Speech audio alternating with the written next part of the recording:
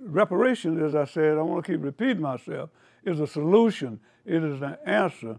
Now, I believe, and the only way to do this properly, and the supervisors are talking about it now, the one was $5 million if you could prove you was from one of the African countries. Now they cut it down to about $1 million and something. And we should not give up. We should not stop, because that is going to help the African American families to compete and help send their kids to colleges, universities. So reparation is an answer to all of that. And I appreciate those that's working. I was excited to be here today at the Senior Citizen Complex, where we helped the chairman of the board that agreed to do that years ago. Now it's here, and we're housing this important organization. So all of you that are looking, listening, whatever you do, pray for the reparation. Not only pray, but come to the Board of Supervisors on the 19th. Out front, we'll be speaking. Then at 3 o'clock, but then we're going to the Board of Supervisors, and we want them to know, in spite of what they talk about their budget, we are part of that budget because we have brought so much money to this city. Now it's time for us to start receiving in our families. So God bless you. Thank you for listening. Well, my feelings about reparations happened in Louisiana before I came here. When they started speaking about reparations, all I can think about is the cruelty that I experienced as a child in Louisiana. And then after I got here, I realized that they only altered their ways to suit their purpose. There was no whip balls and chains anymore. You know, it was a mental thing. So I noticed that, like when my mom started the tutoring, she started a tutoring program. And the program was so successful in the Fillmore district, they decided to give the credit to all the Asians. They gave the credit to the Asians. And they, we ended up having to move out, of course, because redevelopment move in. And you know, it's hard for me to talk about.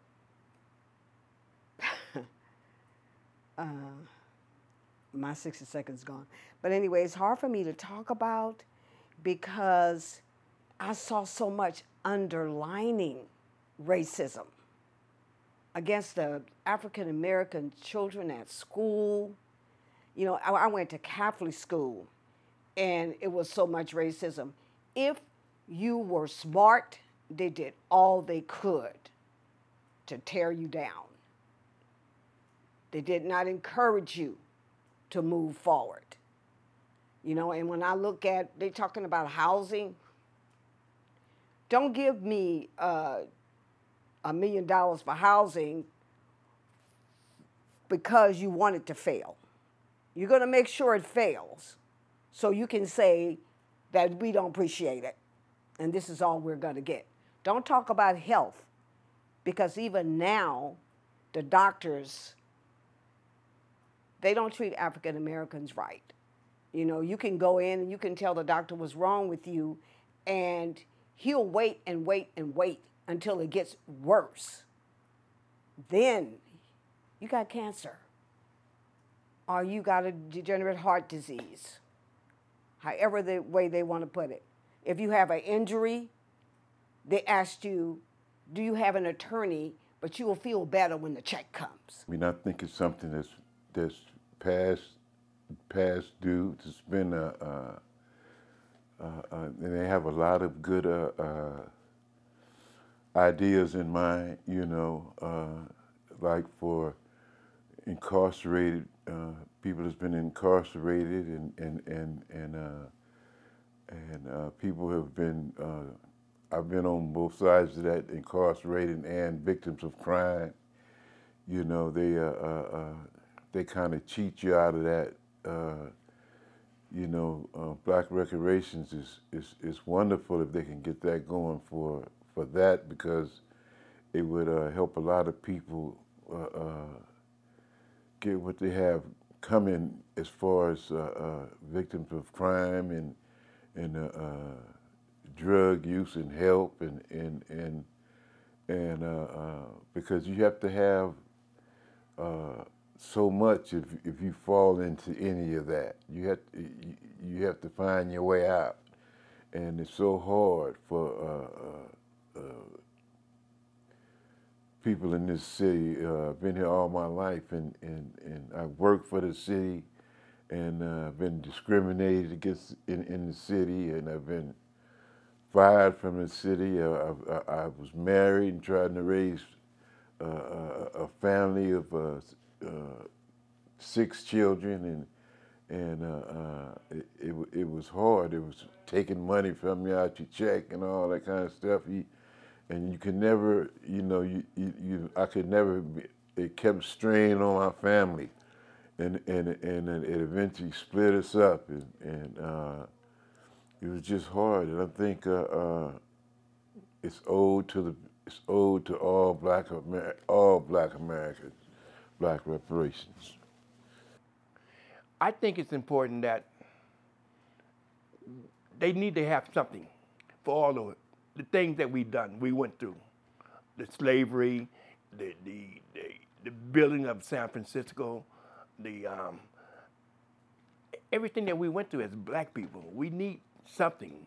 The city should give us something back for the harm that they done. You couldn't even be outside at a certain time of the night back in the day when I was out there. And I think it's very important that the city try to do something, reach out for people.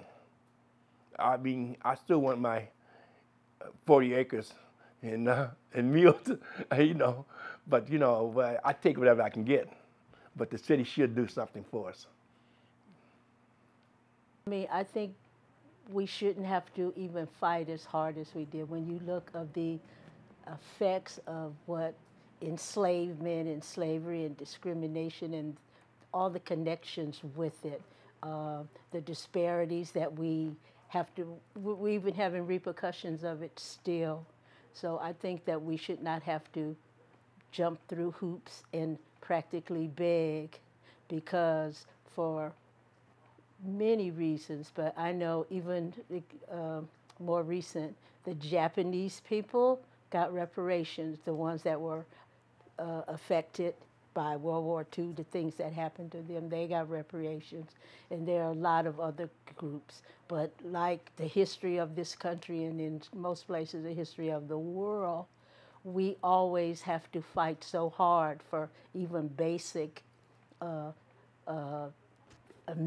even amenities, just the things that are rightfully due to us. And I personally don't think that no race or class, or however you want to categorize it, of people have been through what we have been through as a people.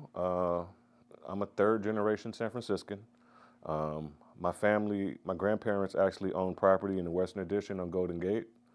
And when that first wave of gentrification came, they were moved off of the property they had in the Western Addition on Golden Gate to the home that we had on LaSalle, which consequently ended up getting sold after my grandmother passed. What reparations looks like to me is the descendants of, there's been multi-generational trauma that our community has had to endure. Having grown up in San Francisco, I have friends of all walks of life, and the friends that I've had did not have the type of trauma that I endured, that my mother endured, and that my grandmother endured. Other groups who have been in the city have been funded for the trauma that their families have had to endure.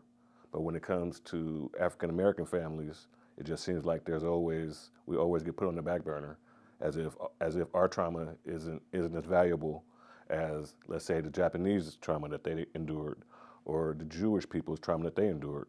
Those families were compensated for what their ancestors endured. But when it comes to us, we have to have these meetings, we have to have these committees.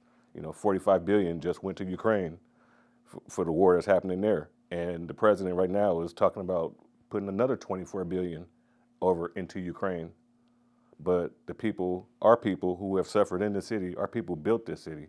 I worked in a nonprofit for 20-something years. There was no 401k. you know, for when I was a director of nonprofits, and it was not an easy process.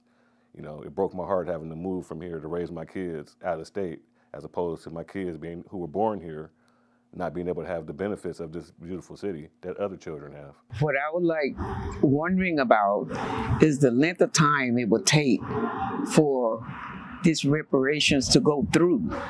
We as seniors, it's not like we have a lot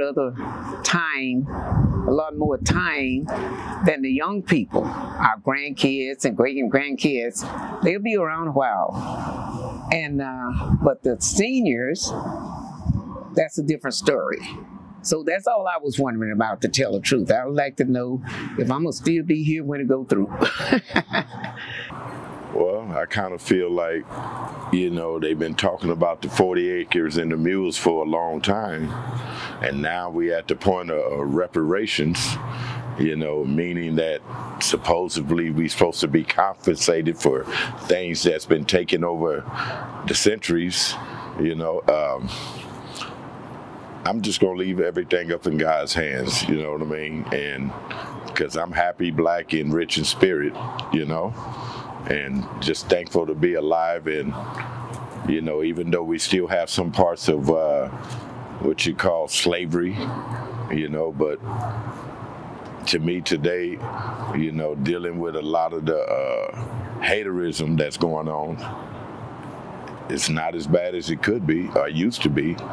But as long as I keep getting up every day doing the right thing on my behalf, because I've been through all of the street life activities, and now I just want to live the happy part of the life that I should have been a long time ago.